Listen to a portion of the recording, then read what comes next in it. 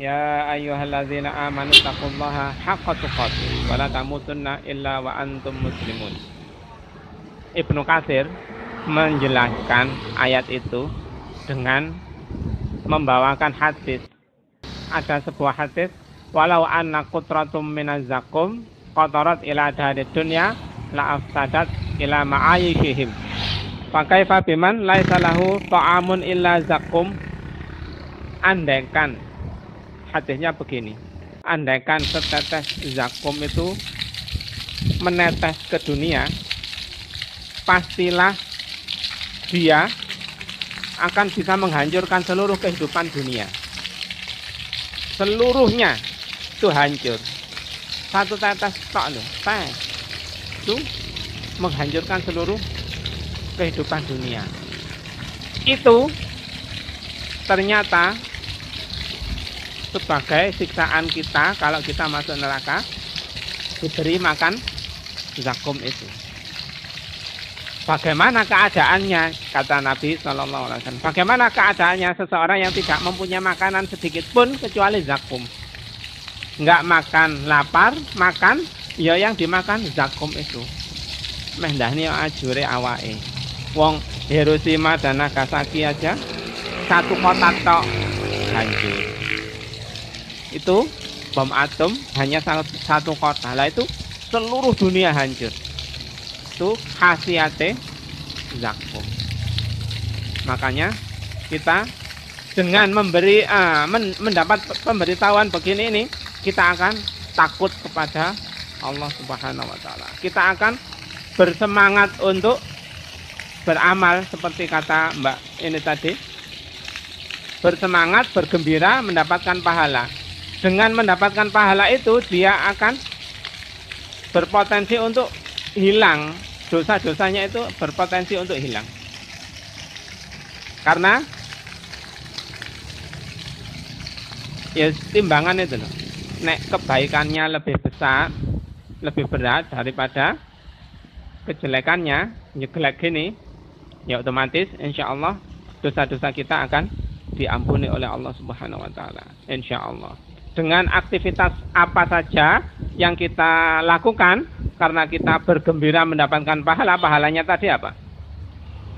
Yang diceritakan tadi puasa ya. Apa tadi? Apalagi tadi?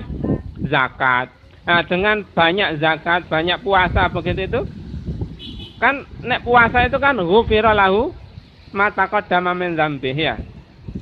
Man shoma ramadhanan imanan wa ihtisaban ghufira lahu ma taqaddama min dzambih. Diampuni dosa-dosa yang telah lalu.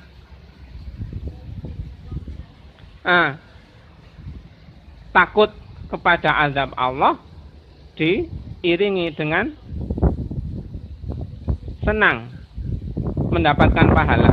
Apa kok senang mendapatkan pahala? Karena mengharap karunia dari Allah Subhanahu wa taala, seperti digambarkan hadis tadi. Imanan wahtisaban.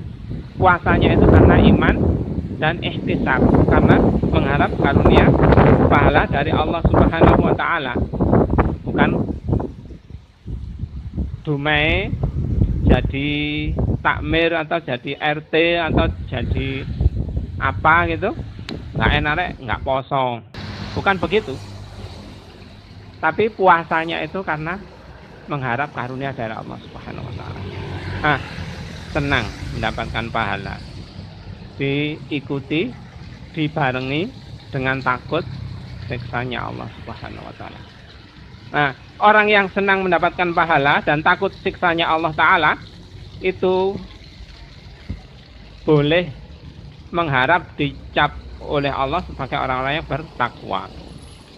Seperti digambarkan Falak bin Habib, at-taqwa anta'mal bi ta'atillah ala nurim minallah tarju rahmatallah wa antatruka ma'siyatallah ala nurim minallah takhafu azaballah. Takwa itu menjalankan perintah-perintah Allah berdasarkan nur dari Allah. Seperti kata tadi, syarat amal itu tadi apa?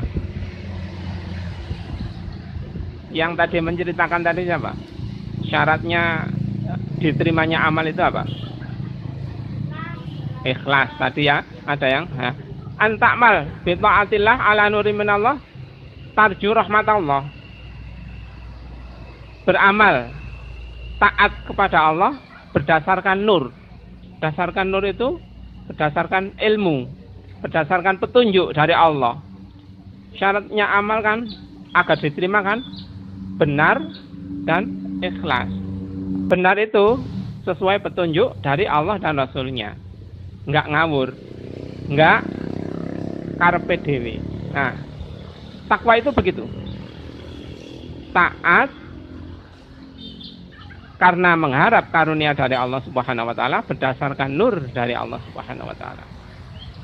Meninggalkan maksiat karena takut siksanya Allah dan berdasarkan nur dari Allah Subhanahu wa taala. Meninggalkan maksiat saja loh, harus berdasarkan nur. Enggak boleh ngarang-ngarang sendiri. Meninggalkan maksiat itu juga harus mencari ilmunya. Makanya jangan nyantai-nyantai dalam mencari ilmu, harus serius. Jangan banyak guyon, jangan banyak ngelamun, jangan banyak ngomong, jangan banyak ngantuk. Nek ngantuk push up, wudu. Kita punya waktu banyak, tapi nggak bernilai ibadah, itu eman. Harus dimanfaatkan untuk selalu bisa mendatangkan pahala dari Allah Subhanahu wa taala. Kita masuk surga itu nggak bisa membeli surga, membeli tiket untuk masuk surga itu dengan amal-amal kita, itu nggak bisa. Karena amal kita kalau kita lakukan 24 jam sehari, 7 hari sepekan, itu nggak cukup untuk menumpuk nominal yang dipakai untuk membeli tiket surga, itu nggak bisa. Sampai begitu lah, jangan nyantai-nyantai dalam mengisi waktu, mempergunakan waktu itu jangan nyantai-nyantai. Harus dioptimalkan untuk bermanfaat. Apa saja yang kita lakukan harus mendatangkan manfaat akhirat.